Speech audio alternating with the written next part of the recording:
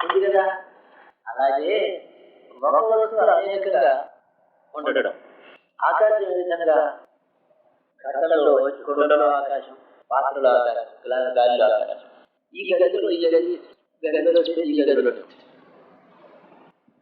ఈ భూమాతగా చూస్తుంది. మొత్తం అంతా కూడా వ్యాపించింది. అంటే ఏంటంటే ఒక మాటలో చెప్పాలంటే స్పేస్ లో ఇవన్నీ ఉన్నాయి. కాబట్టి అన్నింటిలో ఉండడం వీలైంది. అలాగే ఒకే ఒక నేను అనే వస్తువు, అహం అనే వస్తువు ఆ రుద్రుడు యొక్క లోకాల దగ్గర నుంచి ఉత్తర లోకాల దగ్గర నుంచి దక్షిణ లోకాల వరకు 14 భవనాల్లో సమస్త వస్తుజాలలో పశువులు పక్షులు జీవం ఉంటే చాలు, ప్రాణం ఉంటే ఆ నేను ఒక్క వృక్షంలో వాటి శరీరం ఉంది, ప్రాణం ఉంది, పుట్టుక ఉంది, పెరుగుదల ఉంది, సాగు ఉంది. వృక్షం కూడా ఇన్ని దాంట్లో నేను లేదు. మనకి నేను అనే వస్తుంది. మనల్ని పోషించాలి. నేను అనే అహంకారం వస్తువు మరొక వస్తువుకి ఆహారం కాలేదు.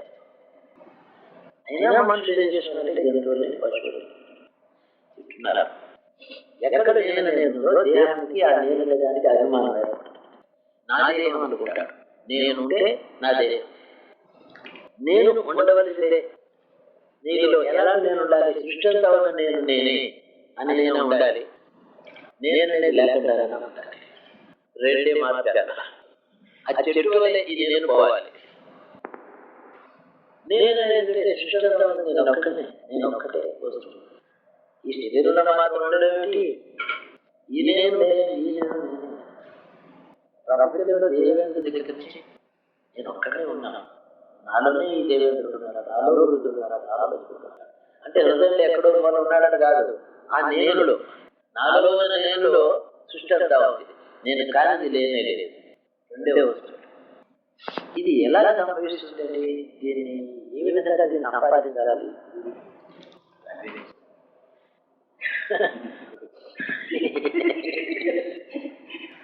బాగుంది చెప్పారు, చాలా హాయిగా ఉంది. సో ఆనందంగా ఉంది వింటుంటే. ఇది సత్యమే కూడా తెలిసిపోతుంది, అంతకన్నా చెప్తుంది. ఇంకేదంటే అంతకన్నా విధిగా సందేహాలు పుట్టడం లేదు. ఇది నిజం కాదంటే సందేహం పుట్టడం లేదు. ఎలా లభిస్తుందనే సందేహం వస్తుంది కానీ నిజమైన సందేహం కలగటం లేదు. రెండునే అందులో పట్టి కొన్ని విషయాలు పెట్టి నిజమేనా అని, కొన్ని విషయాలు పెట్టి నిజమేనా లభించేది అలాగా. ఇది అట్లా. ఇది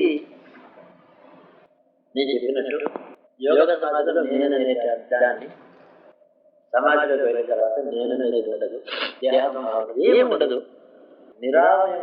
నిరాలంబ స్థితి ఒకటి ఏర్పడుతుంది సమాధి. అక్కడ నేను ఉండదు. ఆ అనుభవం వచ్చిన తర్వాత మాత్రం మళ్ళీ ఏదైనా రాగా నేను ఉండదు. కానీ ఆ సమాధిలో మనుషులు అనుభవించినటువంటి ప్రపంచమంతా వ్యాప్తి చెందినటువంటి నేను అలాగే అనుభవిస్తాడు. ప్రపంచంలో ఎక్కడా లేనటువంటి శూన్యాన్ని నేను అనుభవిస్తాడు. సాధారణంగా నిర్వికల్ప సమాధిలో శూన్యత అనుభవిస్తాడు. శూన్యత అనుభవించడం చేత అహం నశిస్తుంది కానీ విశ్వాస భావన వస్తుందా అది డౌటే. మళ్ళీ విశ్వాస భావన కోసం విశ్వమంతా వ్యాపించిన నేనులో తాను ప్రవేశిద్దామనేటువంటి సంకల్పంతో సమాధిలో వెళ్ళి తద్వారా ఒక ప్రక్రియ ఉంది. అందులో వెళ్తే విశ్వభావన నేననే వస్తుంది. సామాన్యంగా యోగ సంపాదించేది ఉన్న నేను నశింపజేసుకుంటాడు. ఇది చాలా సులభమైన యోగ శాస్త్రం. పతంజలి ఈ విషయాన్ని అందరికీ వచ్చి నేననేది నిర్మూలన చేసుకో, అంత నిర్మూలన చేయడానికి సమాజ మార్గం అయితే కొందరిని జాగ్రత్త చెప్పాడు. యోగులు సంపాదించున్నారని అది సులభం, అదొక మార్గం. రెండోది బుద్ధితో యోగ సమాధిలో నేను చెప్పినటువంటి విధంగా విశ్వమంతా వ్యాపించిన నేనే నేను కావడానికి ఒక మార్గం ప్రక్రియ ఉందని చెప్పాను కదా. ఆ ప్రక్రియతో చేయాలంటే ఆహార విహారాలు, కూర్చోవడం, యోగం, సమాధి, ఇవన్నీ కూర్చోవడం అది కూడా నా వల్ల కాదండి. అలవాటు నాకు కఠినమైన నేలలు కూడా పడుకోలేను, కూర్చోలేను నేను. కాబట్టి అది అలాగా అది ఇస్తారా, ఈ నేను నిర్మూలిస్తారా, విషయమంతా వ్యాపించిన నేనుగా నన్ను మారుస్తారా అని గురువుని అడగాలి. అమ్మ నువ్వు చిన్న పని మిగతా పని చేస్తానా అంటాడు గురువు. మీ ధ్యానం 1%. ఆ 1% ఏమీ లేకుండా ప్రపంచ స్పృహ వీలైనటువంటి దేని యందు ఒక ప్రత్యేకమైనటువంటి శ్రద్ధ లేనటువంటి జీవన విధానాన్ని అలవాటు చేసుకోవడం. క్రమంగా నేనులో చూసినటువంటి శ్రద్ధ నేనిది చూస్తున్నాను, నేనిది తింటున్నాను, నేనిది కట్టుకుంటున్నాను అనేటువంటి దాంతో నిండిపోయేది మన జీవన ప్రక్రియ అంటారు. జీవన క్రియలో ఆ శ్రద్ధతో ఆ పని చేయకుండా పరచానంగా మీరు ఏదో ఆలోచిస్తూ ఇంట్లో సర్ది చేస్తారు, వస్తువులు నిలబెట్టేస్తారా, పంట పిల్లలు చదవడతారా, అనేక పనులు మనం చేస్తున్నాం శ్రద్ధ లేకుండా. ఏది శ్రద్ధ లేనటువంటి శాసనం పెట్టుకోవడం. అందులోనే చిన్న ప్రక్రియ శివుడు శివుడు కదా వ్యాపించి శివతత్వం వ్యాపించి శివుడేటో వ్యక్తి రూపంలో మొదలుకున్నవాడు కాదు. ఈ శివుడి ఇదంతా అతడి అహంకారాల్లో మన చిన్న చిన్న పాత్రలో అతడి అహంకారం ఉంది. ఘటమంతుడి ఆకాశం వలె ఉంది, అతడి అహంకారం మనలో ఉంది. కాబట్టి ఈ అహంకారం శివుడనే మాట అబద్ధం కాదు కదా. ఆ మాట మీరు అదేనా అంతే. అహం శివానందం, అహం శివానందం, అహం శివానందం, నేనే శివానందం కాదు. బురియలేదు శివానందం. అదేనా సరే శివుని యొక్క ఇదేమిటి శివుడే మీరైతే శివుని యొక్క ఆనందం కూడా మీరే కదా. శివుడికి ఎట్టి ఆనందం అన్నది అయ్యా 14 గుణాలలో రాక్షసులు ఉన్నారు, వాళ్ళు ఒక్కొక్కరు వాళ్ళు తప్పుతున్నారు, పాపాలు చేస్తున్నారు. ఈ మనుషుల్లో ఉండేటువంటి అతను ఘోరాలు చేస్తున్నట్టు మేకలోనూ అతడున్నాడు, పులిలోనూ అతడున్నాడంటే ఆ పులి మేకను తప్పుతుంటే అతను ఏమవుతుంది అంటే ఆ దేహంతో ఉన్నటువంటి జీవాత్మ అతను అనుభవిస్తుంది. జీవాత్మ వెనుక ఏ ఆకారం ఉన్నదో అది అనుభవించలేదు. అనుభవించినటువంటి రూపంలో అన్నింటిలోనూ ఉండేటువంటి అతడు నేను అనుకుని సుఖదుఖాలను అనుభవించే నేను దాని శరీరంలో ప్రతిబింబం. ఇది శరీరంలో ఉండే ప్రతిబింబం దుఃఖాన్ని అనుభవిస్తుంది. నేను వేరే అనుకోవడం చేత ఇది యథార్థంగా ఇది నేననేది లేదు, శూన్యం. అందుకని యోగంలో శూన్యత్వం నేను నశించలేదు ఆనందగలుగుతాను.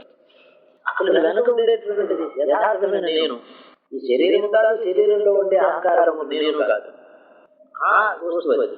కాబట్టి ఏది అనుభవించడం లేదు ఈశ్వరుడు. ఒకప్పుడు రాక్షసులు వచ్చి మనులు చంపినా అందులో ఇందులో లోపల ఉండే వస్తువు కాబట్టి అతను అనుభవించడం. అతడి స్థితి ఏది? ఏది అనుభవించే స్థితి ఏది? ఆనంద స్థితి. ఆనందం ఎటువంటిది అంటే దృష్టిలో దానికి సరిపోదగినటువంటి ఆనందం లేదు. ఇంద్రుడు బ్రహ్మదేవుడు కూడా గొప్పది. దేవానందం, బ్రహ్మానందం, విశ్వానందం, ఆ పై శివానందం దానికి అట్టి స్వరూపం ఒకటి ఉంది శివానందం. అంతే కూడా అంతే ఒకే వస్తువు. ఈ శివానందంలో ఆనందాన్ని శివుణ్ణి ఏకకాలం మీరు ఆరాధిస్తున్నారు. శివోహం అంటే అహంకారాన్ని మీరు ఆరాధిస్తున్నారు. దాంట్లో ఆనందం తర్వాత కలుగుతుంది. శివుణ్ణి శివతత్వమును సృష్టింతా వ్యాపించిన శివతత్వమును దాని ఆనందాన్ని ఏకకాలం అంటే నోట్లో పలకలేదు. పలుకుతున్నారా, మనసు పలుకుతున్నారా, మనసు పలుకుతున్నారా, చిత్తంతో పలుకుతున్నారా, చిత్తంతో పలుకుతున్నారా, నేనే వస్తూ పలుకుతోంది. ఆ నేనది పలకడం చేత ఇది మిగిలినది ఉండదు, ఏమి మిగలదు. అంటే ఊరికే ఇదంతాను ఇంత మనసు ముద్ద పెడితే ఐస్ ఎలా పెడితే టేబుల్ మీద పెట్టారు చూస్తుండగా కరిగిపోతుందో సాయంకాలానికి. మీదే నేను మీకు ఒక అహంకారం నేనే భావనతో పుట్టుకుంటే అందరితో సహజంగా అందరి వల్లనే అది ఉంటే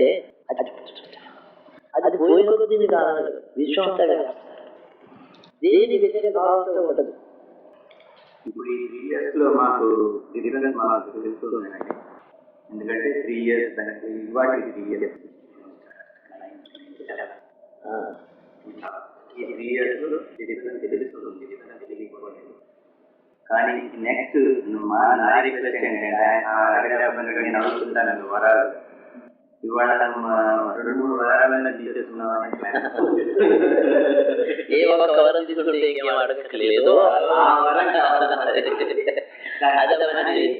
అది తీసుకుంటాను. ఇంకా కొన్ని వరాలు కూడా తీసుకుంటాను. 3 years అయిపోయింది. 3 years లో ఫ్రీడమ్ ఫ్రమ్ వచ్చేసింది. Freedom for freedom freedom from ఇచ్చేసారు. 3 years అయితే ఒక దెబ్బ కొట్టారు. Freedom for teaching so closely so attentively intensively అది కూడా ఫ్రీడమ్ ఫ్రమ్ ఫ్రీడమ్. అది అనదర్ నేను ఈ రోజు అడగలేదు. అది కూడా అనదర్ 2 years 3 years 65 వచ్చేటప్పటికి అంటే 37th మ్యారేజ్ దగ్గర 40th మ్యారేజ్ మీకు కలిసినప్పుడు మేము ఉండకూడదు. నేనే వస్తూ ఉండకూడదు అంతే కదా. నేను ఇవ్వగలిగింది కానీ ఇస్తాను. నేను ఇవ్వలేదు అజ్ఞానం అహంకారాలు నేను ఇవ్వలేదు.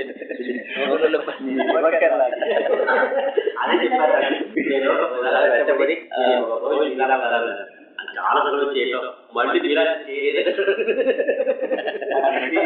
అజ్ఞానం పుట్టించిన దానివల్ల కాదు. ఈ 3 years as you have asked us, we will enjoy. No doubt. ఎందుకంటే ఈ రోజు తప్పని బయటకు వెళ్ళిపోయి మీరు ఎంత బాగున్నారు, తెల్ల డ్రెస్ మల్లెపూలు మల్లెపూలు మీద కూర్చుంటారు అన్ని చూస్తున్నారు. ఇందులో పాపం లేదు పుణ్యం లేదు, రెండు లేదు, ఏమి లేవు. కావాలని వదిలిపెట్టడమే అహంకారం. ఇది నేను పట్టుకోవడం మానేస్తాను అనుకోవడం ఒక అహంకారం. ఏది లేదు, లేకపోతే చెట్టు కింద పడుకుంటాం. ఇది లేదు నిజంగా దొరకలేదు. నాకు చెట్టు కింద పడుకోవడానికి ఆనందంగా పడుకుంటాం. అంటే ఈ 3 సంవత్సరాల్లో వచ్చిన పరివర్తన ఏంటంటే నా చిన్న అంచనాతో కనీసం ఒక 100 జన్మల నుంచి పనిచేస్తున్న అహంకారం 90 పాళ్ళు పోయి ఆ 10% ఉన్నటువంటిది జ్ఞాపకమే ఉంది. అహంకారానికి జ్ఞాపకం ఉంటుంది, అహంకారం కొద్దిగా మిగిలింది. There are 2 things. ఒక అనుమానం ఉంటుంది వస్తువు పోయిన తర్వాత. ఏదైనా చాలా విషయాలు మనకు మామూలుగా తెలుస్తుంది. ఒక దెబ్బ మారిపోయిన తర్వాత దాన్ని గుర్తుంటుంది. 90 పాళ్ళు నశించిన అహంకారాలు జ్ఞాపకంతో మీరు జీవిస్తున్నారు. మీరు నాకు క్లియర్గా తెలుస్తుంది. 90 సంవత్సరాల నుంచి ఏ అహంకారంతో అన్ని పనులు చేశారో, ఐశ్వర్యం సంపాదించారు, ఐశ్వర్యాలు పోగొట్టుకున్నారు, యుద్ధాలు చేశారు, చంపారు, చంపించారు, సాపపడ్డారు. ఒక జన్మలో ఇన్ని అయినాయి. ఎన్ని జన్మలు అంటే కనీసం 9 జన్మలలో ఉన్నటువంటి ఏ పనులు చేసిన అహంకారం అదంతా నశించింది. అహంకారం అలాగే ఉంది. జీవితంలో వచ్చినప్పుడు మనగా ఉండదు. ఈ 3 సంవత్సరాలు మీరు అన్నారే అదంతా పోయి పోయి పోయి దాని మత మిగిలింది, జ్ఞాపకం ఉందన్నమాట, ముద్ర. అది కూడా అది నిజంగా లేదు, దాని జ్ఞాపకమే ఉంది. ఏ అహంకారాలు ఈ చాలా రహస్యమైనటువంటి యోగ విషయం. అతి నిగూఢమైన యోగ రహస్యం ఏంటంటే ఇతడి అహంకారం ఉందా, అహంకారంతో జ్ఞాపకం ఉన్నదా యోగి చెప్పాలి. అహంకారానికి జ్ఞాపకం కూడా అలాగే చేస్తుంది. ఎలాగంటే ఓ వేషం వేసుకుంటాడు, రాత్రి వల్ల ఆ వేషంలోనే ఉండాలి, రోజు 4 షోలు ఉండాలి హరిశ్చంద్రుడి వేషంతో. కొంతకాలం అలవాటు అయిపోయిన తర్వాత నేను హరిశ్చంద్రుడనే జ్ఞాపకంలో ఉండిపోతాడు. వేషందారులు జ్ఞాపకం ఉంటుంది వాడికి, వాడు కాదని.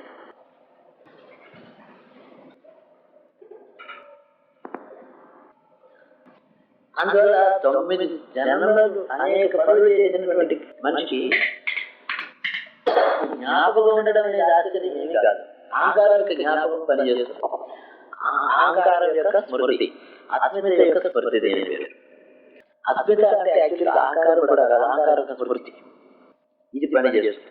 ఇది ఉన్నంత కాలం అతడిలో ఏ మార్పు ఇతరులకు తెలియదు, అతడికి తెలియదు. దేహాన్ని వదిలిపెట్టేటప్పుడు ఏముంటారు అక్కడ మిగిలింది ఏంటంటే డైమండ్, ప్యూర్ డైమండ్, మామూలు కార్బన్ అని అంటాం దాన్ని. కెమికల్గా చూస్తే బొగ్గు డైమండ్ ఒకటే, కానీ కార్బన్ కాలిస్తే బూడిద మిగులుతుంది, డైమండ్ కాలిస్తే దానికి యాక్సెస్ ఉండదు, ఆక్సైడ్ కాదు అది. అలాగే పరిశుద్ధమైనటువంటి ఆత్మ అహంకారం నిర్మూలమైన తర్వాత పూర్వ స్మృతులు అహంకారంలో ఉంటాయి మీకు తెలియక, అది పనిచేస్తుంది. ఈ విధంగా అలాగే జరిగింది. ఇది ఒకటి. నిజంగా ఈ మిగిలినది ఆ 10% లేకపోతే లోక వ్యవహారం నిలవడం కష్టం. ఈ జ్ఞాపకం అవసరం. ఇది లేకపోతే మీరు ఏం మాట్లాడుతున్నారో, ఏం తింటున్నారో మీకే తెలియదు. మనుషులు గుర్తుపడలేము. అది వాళ్ళు డబ్బులు మందులు ఇస్తారా? ఇంకా ఉండాలి, జాగ్రత్తగా ఉండాలి. కానీ శివమే ఉన్నది. ఆ 3 years తర్వాత మీరు ఎలా ఎంజాయ్ చేస్తున్నారో అలా కావాలి, అది కావాలి. అట్లీస్ట్ ఫ్యూ ఇయర్స్ ఎంతకాలం అయితే ఎంతకాలం కూడా రోగం ఉండకూడదు, ఎలాంటి దుఃఖం కానీ సందేహం కానీ మానసిక క్లేశం కానీ ఉండకూడదు. దుఃఖం ఇతరులు దుఃఖపడకూడదు.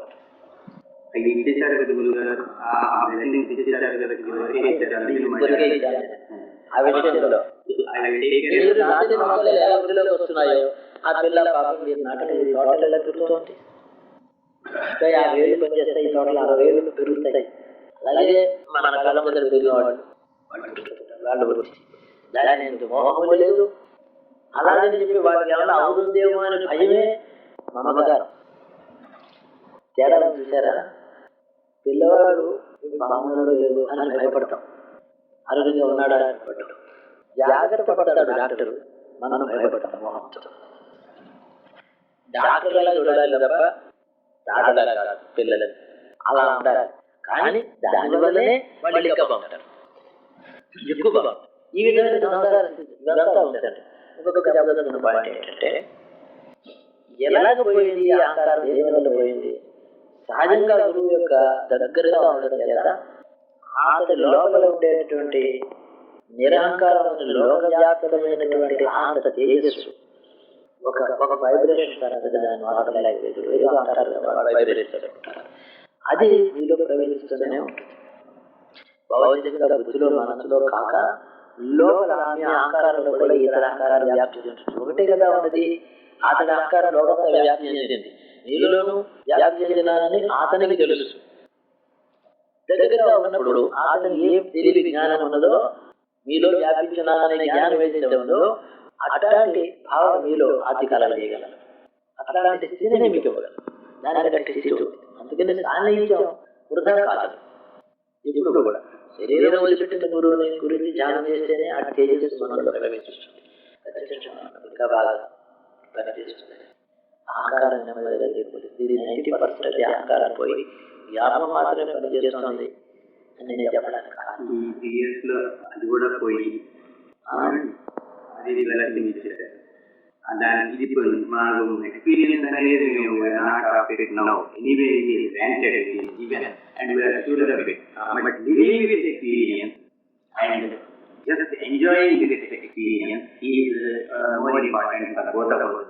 Experience ఏమవుతుందో వచ్చినప్పుడు ఏమైందంటే మొదలైన గొప్ప ఇది living with experience and enjoying that experience, and we can tell somebody that this is the experience, this is the thing అని ఒక అట్టి స్థితికి రావాలి. at least a few years of that we are now అది blessing today. ఎందుకంటే ఈ లోకాన్ని ప్రజలకు ముందే అట్టి స్థితి మనకి రావాలి. రావాలనే గురువు సంకల్పం చేస్తాడు. సంకల్పంలో అది కూడా ఉండనే ఉంటుంది. ఇంకా నేను ఇంకొక విధాగా చెప్పదలుచుకున్నటువంటి దేనిని ఏ ఆనందాన్ని గురించి సృష్టిగా వ్యాపించినటువంటి శివతత్వాన్ని గురించి మనసులో ఎప్పుడైతే ధారణ చేసి బోధ చేస్తున్నామో అది ఆ బోధ ఇతడు ధారణ చేసి ఏ జ్ఞానాన్ని ఏ స్థితిని ధారణ చేసి బోధిస్తున్నాడో ఆ బోధ దేని గురించి చెప్పినప్పటికీ కూడా ఈ అహంకారం ఇతడి యొక్క స్థితి ఇతరులు ప్రవేశిస్తుంది.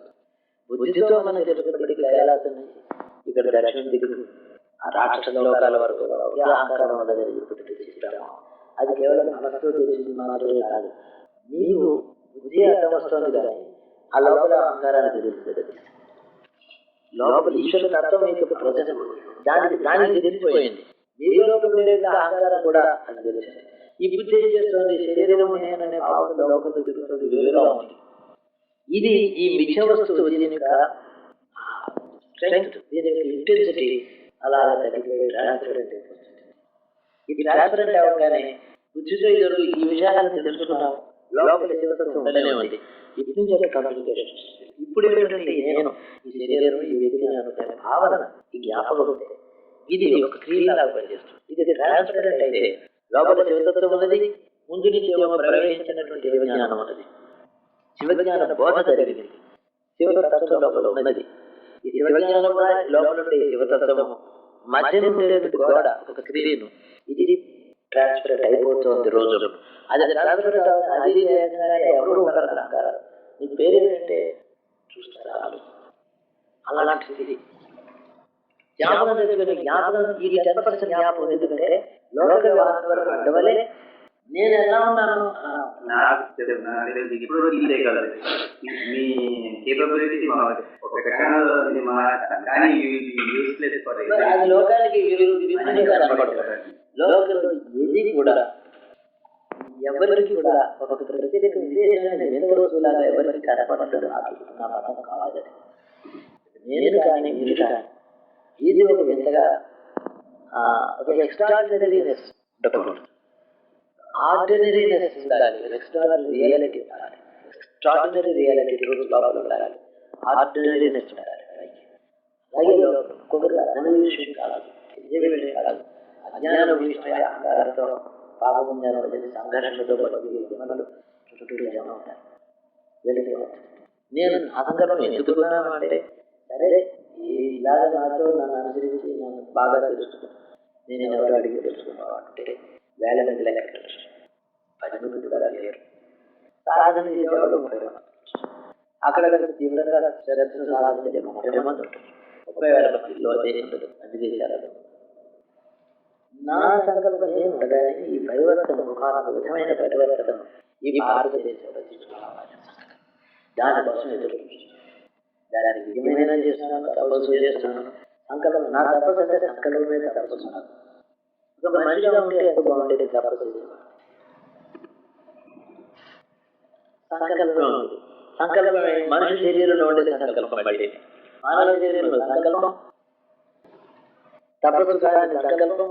ఆ సంకల్పానికి ఏమో విచిత్రమైనటువంటి ఒక ఇచ్చేదంటే ప్రారంభంలో వేడి తక్కువ ఉంటుంది, వేడి అంతగా తీవ్రంగా భయంకరంగా ఉంటుంది. ఆ స్థితిలో ఉంటుంది. ఈ సంకల్పానికి ఒక తీవ్రత్వం రావాలి. ఆ తీవ్రత్వం వచ్చినప్పుడు ఈ పరివర్తన చూడాలంటే సంఘర్షణ జరుగుతుంది.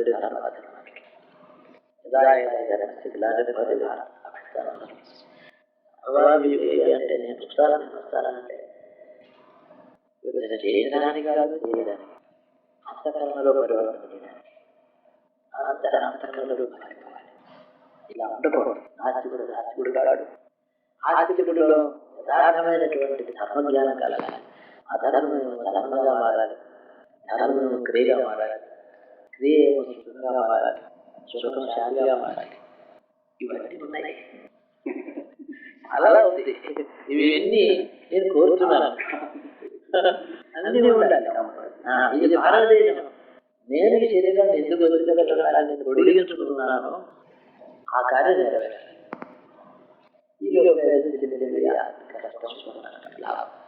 వీటిని ప్రకృతి స్వభావం, ప్రకృతి శరీరం ఏంటంటే ఓ రోజు జ్వరం వస్తుంది, ఓ రోజు దగ్గర వస్తుంది. ఎవరికైనా నా ఈ శరీరానికి వస్తుంది. ఈ ఉన్నవాడు లోపల వాడి సంకల్పం అప్రత్యేకం, వాడి సంకల్పానికి తిరుగులేదు సృష్టిలో.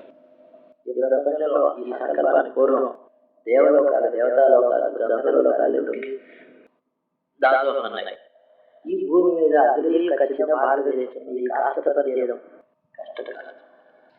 మానవ శరీరంలో మానవ సంకల్పం ఇంత చిన్న టూర్ తీసుకోవడం లేదా ఎంత టైం తీసుకుంటుంది. కారణం ఏంటంటే అనుభవంతో పరివర్తన కాదు. పరివర్తన వల్ల సంకల్పం కలగాలి. అది మంచి అంటే సముద్ర బంధం లాంటిది. సముద్ర బంధనం సంక్షోభంతో చివరికి పర్వతం అమృతం పుట్టింది అనుకోండి. అమృతం పుట్టిన తర్వాత భయంకరమైన కలవరలు పుట్టాలి. అది కావాలి, అందరూ కావాలి, కావాలి. ఇవి నా దశకంలో 50 దశాబ్దంలోనే నేను ఈ పని పూర్తి చేస్తాను. నేను దాంట్లో మీరందరూ భాగస్వాములు. మీకు ఉన్నదేదో ఏమిటి అది ఆ ధర్మం, ఎవరి సంకల్పం నాతో ఉంటుందో అదొక కంట్రిబ్యూషన్.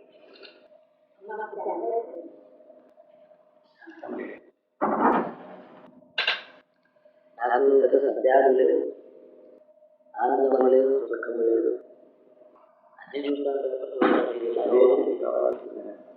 మూడేళ్ళు ఈగో జ్ఞాపకం ఉండదు. 3 ఏళ్లలో 10% రియల్ ఈగో, 90% మెమరీ ఉంది.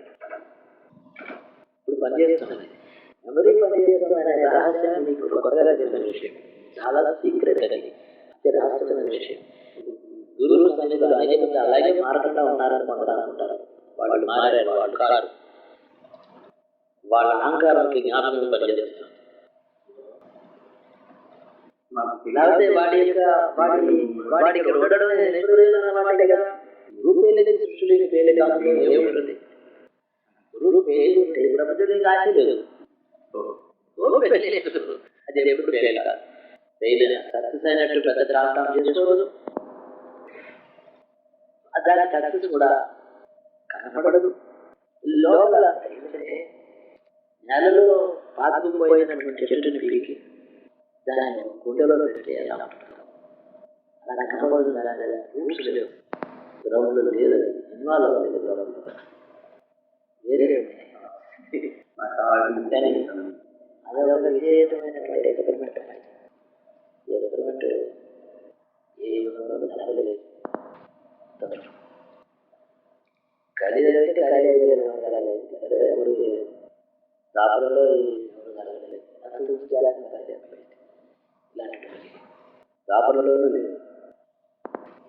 కాబట్టి శంకర మహారాజు అన్నగారు దేవాది శంకరుడు అసలు తమ్ముడు అన్నగారు రాజ్యం దేవాది రాజ్యం. అతను ఏమన్నాడంటే, ఏమిటి రాజ్యం? వీళ్ళందరినీ రక్షించి ఈ సేవలతో పనులు రాజక్రియ పరిపాలన క్రియ అంతా కూడా అజ్ఞాన భీషంగా ఉంది. నేను ఈ రాజ్యాన్ని దేవాలయం అని దేవాలయం ఏం చేశాడంటే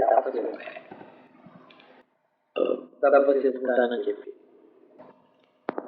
ఆచనపురానికి అవతల దూరంగా ఉండే ఒక చోటుకి వెళ్ళిపోయి తపస్సులో కూర్చున్నాడు.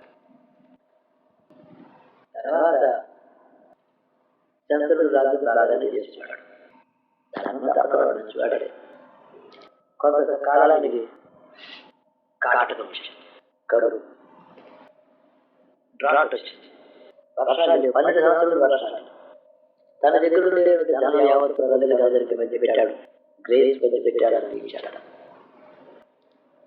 అందరి బ్రాహ్మణులందరి ఋషులు పిలిచాడు, మాస్టర్లు పిలిచారన్నాడు.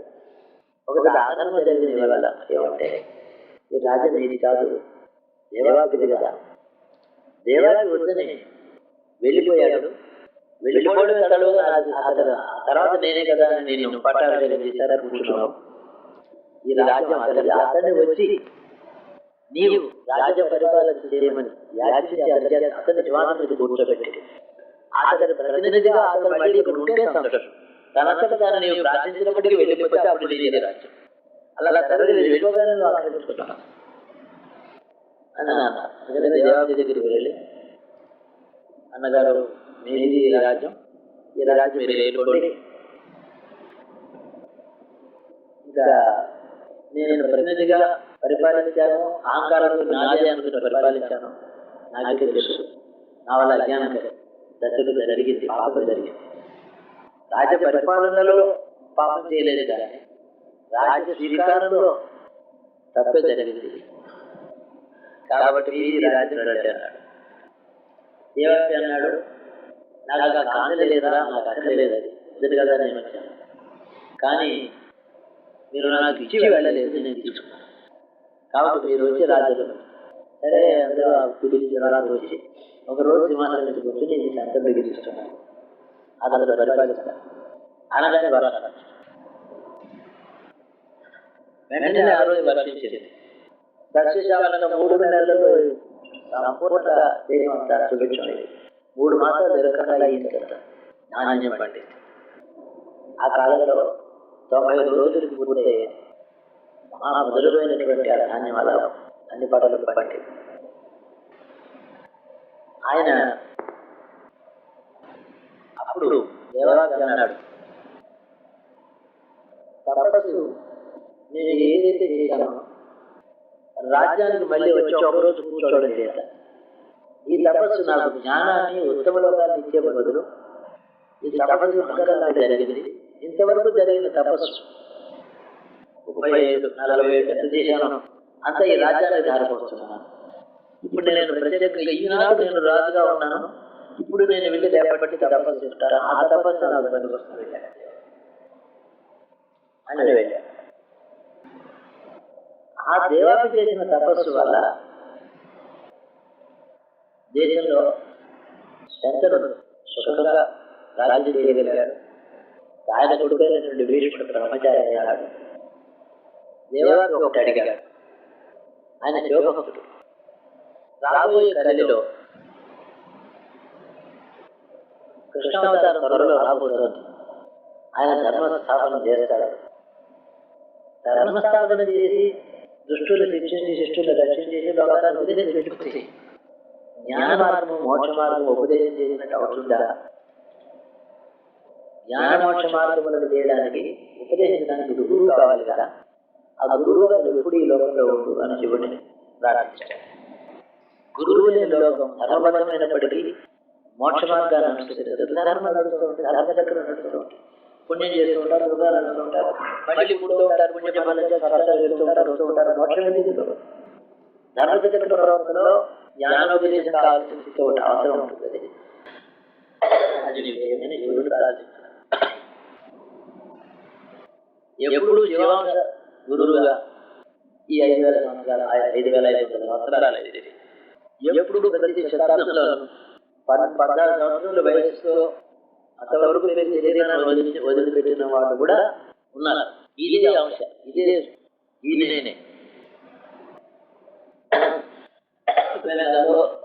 గుజరాత్లో 30 years తపస్సులో 90 years వదిలిపెట్టారు, 21 years వదిలిపెట్టారు. శివానంద అదే పేరు. అయితే ఆ కాలంలోనూ అనేక మందిని చూసి అనేక మందికి శివజ్ఞానాన్ని వెళ్ళిపోయారు. కానీ అది ఎందుకు అలా ఉండాలి?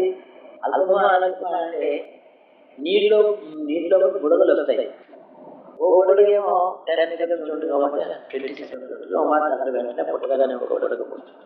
మనుషులు శరీరానికి ఏమో ఉండదు. ఆ ఉన్న కాసేపైనా అది ఆ పని చేసిందా? అది ఆ చుట్టూ ఉండేటువంటి వారు దాన్ని ఎంత వినియోగించుకున్నారో, ఎంత ఉపయోగపడుతుంది అంతకాలం అది ఉండదు. కాబట్టి ఆ శరీరాన్ని దాని ఉపయోగాన్ని పట్టు, అంతేగాని దానికి ఒకటి ఉండదు. ఆయుర్దాయం కర్మశేషం కాబట్టి, కర్మ వల్ల వచ్చే ఫలమే ఆయుర్దాయం కాబట్టి, ఇది ప్రయోజనం వల్ల వచ్చే ఆయుర్దాయం ఇది కాబట్టి తేడా ఉంటుంది.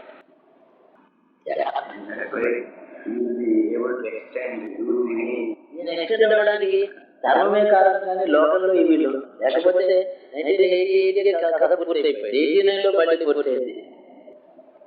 ఇలా ఏదో జరుగుతుంది. నా అభిప్రాయం శివజ్ఞానమే లోకానికి మోక్ష మార్గదర్శకం. కృష్ణుడి యొక్క మార్గం ధర్మ ప్రతిష్ట. రెండు ఉన్నాయి.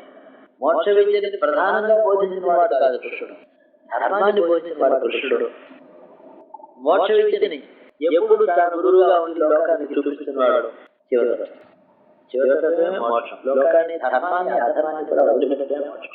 కానీ ఆ శివతత్వంలో ఉన్నప్పుడు ఒక క్షణంలో శివజ్ఞాన భావంతో ఉన్నప్పుడు కృష్ణుడు సర్వధర్మాన్ని పరిచయం నేను మోక్షం ఇస్తాను, మోక్షయిష్యామి ఈ మాట కూడా ఆయన అనడంలో శివజ్ఞానాన్ని గురించి అంత సృష్టిలో నేను ఒక్కనే ఉన్నానని చెప్పినప్పుడు అతడు విష్ణువుగాను, అతడు శివుడుగాను కూడా, అతడు బ్రహ్మదేవుడుగాను, అతడే యముడుగాను అతడే ఇంద్రుడుగాను కూడా మాట్లాడాడు. అన్ని భాషలు మాట్లాడినప్పుడు శివతత్వంలో ఒకడు మాట్లాడే మాటల్లో అతడు మోక్ష విషయం మాట్లాడాడు. ధర్మ విషయంలో విష్ణు ధర్మం ఆయన చెప్పిన ధర్మచక్రాన్ని 4 విధాలుగా 4 చక్రాల మీద నడిపించాలి ఈ రథాన్ని అని చెప్పిన విషయం అంటే ధర్మమే మొట్టమొదట పునఃప్రతిష్ఠ కావాలి. మోక్ష విద్య యొక్క ఉపాసన దాని గురించిన ప్రాధాన్యత 10 మందిలో ఆ విత్తనం వేయాలి. కొందరిని ఉత్తీర్ణులు చేయాలి, కొందరు నా స్కూల్లో ప్రవేశపెట్టాలి. నెమ్మదిగా వాళ్ళు తర్వాత బయటకు వస్తారు. చివరిలో ఉండే స్థితిలో ఉండేవాళ్ళని వెనకబడిపోకుండా పైగా తీసుకెళ్ళాలి, కొత్త వాళ్ళని ఆ స్కూల్లో పెట్టాలి. ఇది కేవలం ధర్మ సామ్రాజ్య ప్రతిష్ట కాదు. ధర్మ సామ్రాజ్య ప్రతిష్ట మోక్షం కొరకు చేసేటువంటిది ఇది. ఈ 2 అర్థాలు వేరే ఉన్నాయంటే మీకు క్లారిఫై అయ్యి నా మార్గం మోక్ష విద్య. మాట్లాడేదంతా ధర్మాన్ని గురించి రోజు మాట్లాడుతుంటాను. ఈ సంక్షోభం అంటున్నాను, పునఃప్రతిష్ఠ పరివర్తనం అంటున్నాను. దాని కొరకు ఈ పరివర్తన, దాని కొరకు ఈ ధర్మం, దాని కొరకు సంక్షోభంలో ఉంటే వాళ్ళ ధర్మాన్ని ఇందులో ధర్మ ప్రతిష్ఠ చేసి వెళ్ళాడు. ఆయన చేసినా ఆయన కాలంలోనే యాదవులు వంశం తప్పవడం, ఆయన వంశంలో ఎవరు నిలబడకుండా ఉండలేకపోవడం, ఆయనకి ఆ శతాబ్దంలో ఏం జరగాలో అంతగా ఉన్నటువంటి ముందు ఉన్నటువంటి కష్టమైన అమెరికా కడిగేసి నిర్మూలన చేసేసి పరిశోధన చేసి ఆయన వెళ్ళిపోయాడు. మాట్లాడే మళ్ళీ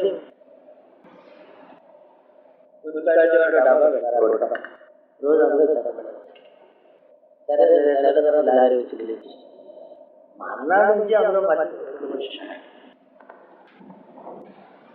నా ఉద్దేశం మోసమందు ఈశ్వరుడికి ఉన్నది.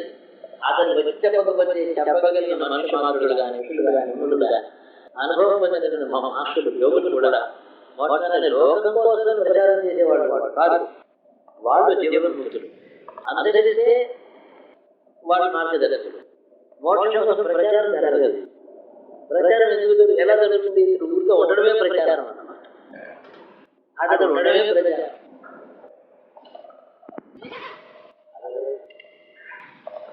There is always less reason to celebrate, a greater reason for planning and reviewing our own performance. Because what is before us is only future, not the past. Any kind of celebrating a past event is highly like very, that's not a fruitful activity. One does not gain anything by celebrating. For example, we celebrated the 52nd Independence Day, quite true. But I would have been very happy to remember all that had happened on that day in 1947, and whether to think about, to assess whether all that had happened that day was quite a happy thing. And what are the forces responsible for that kind of traumatic experience in the whole country? And are we really far better today after 50 years? Have we done something for the poor people? Have we done something for the security of the citizen? And what are our policies and lines of thinking for future, from tomorrow onwards? Do we really need any kind of revision of our plans? Where did we go wrong? And what is, suppose you at the end of the year you submit your annual accounts, your auditor makes it. The balance sheet shows how much you have gained in your business, how much you have lost. Only to, like an annual general meeting, general body meeting of a company, to assess what has happened and to plan what is yet to be done. It's very essential. Considering that always, even the best performer in this world, any human, whether it's a ruler, king, or a businessman, or a householder, does not find much to celebrate. This is not a pessimistic view of life, but this is an optimistic view of life.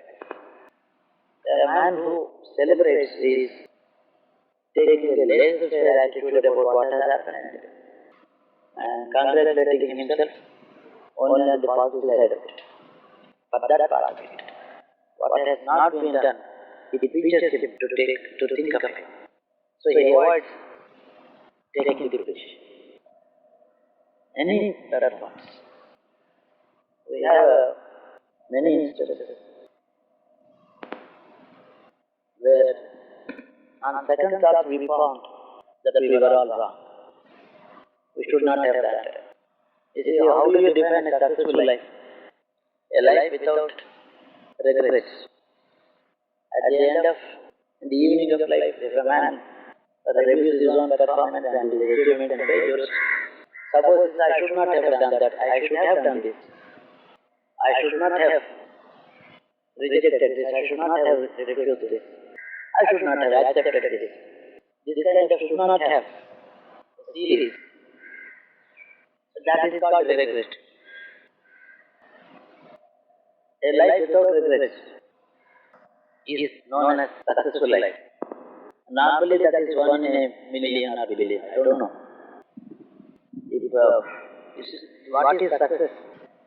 Ultimately, if this is the test of success, whether one has been a prime minister of this country or the president of this country or a municipal sweeper, it does not really matter at all. Because these things, these levels of life in society are 50% by accident, 50% by abilities and deservedness. If there are regrets, it's not a success. That is exactly why but then who, it's my birthday, who should celebrate? Certainly not myself. If there is somebody who had